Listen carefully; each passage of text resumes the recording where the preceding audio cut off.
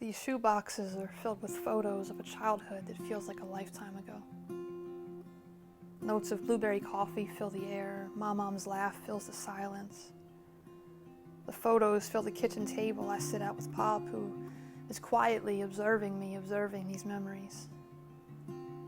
I wonder if he caught the moment that I caught a glimpse of this kid that seemed familiar, dressed in yellow. Curls on her head that looked much like his used to. I wonder if he felt time pause like I did as I stared into the eyes of this child in the photo. Eyes that were filled with wonder. While the eyes of the adult version of her slowly took notice to how many things in these photos time seems to have stolen. Like stripes and polka dots. Easter dresses, hats and bows. Yellow shirts almost as bright as her eyes on Christmas morning. Hazel eyes that somehow could see the world inside a fenced-in backyard. She had a heart that didn't yet know anything other than the hope of fulfilled promises. When you asked her what she wanted to be when she grew up, she knew, yet she didn't, because everything seemed possible. And nothing had to be probable for her to find peace. Peace that she'd later learn could be fleeting, but this kid didn't know. She didn't know the innocence in her eyes would be drained. That the vision of what life could be would fade. Her heart was too soft for the harshness of the world, so it hardened. Life would become a hurricane that tossed the construct of herself to the wind with little hope of being found again. This kid didn't know that she'd bear the weight of everything her father wasn't.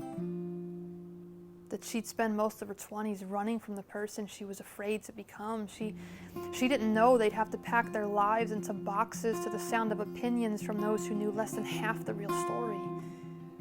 This kid didn't know she'd one day feel buried by everything she used to love. This kid didn't know that nothing could actually feel like enough. Or maybe she did. You know, maybe that was the one thing she'd always known better than me. That the everything so many chase amounts to nothing. It's but a fallacy that leaves us empty, and trying to be everything leaves us lonely and burnt out and without everything we convinced ourselves we were getting closer to. This kid didn't know that I'd need her to resurface to prevent me from slipping beneath the surface. As I remembered everything this kid should not have had to be prepared for.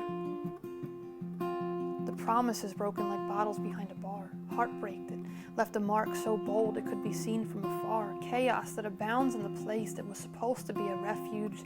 This kid had no clue she'd grow up to search for something she once thought she had. And that behind every corner there seemed to be nothing more than what she was trying to shed.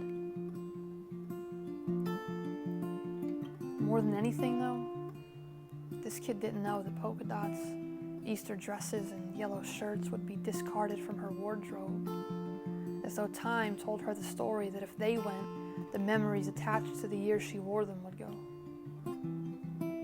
This kid didn't know that pain could embed itself into the gray also. But into the gray she went, looking for shades of colors that could paint her heart into a different version of this life. Man, this kid didn't know much of anything.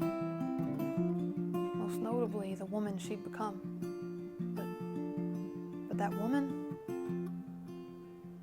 she's still learning all that God can do with everything that kid didn't know.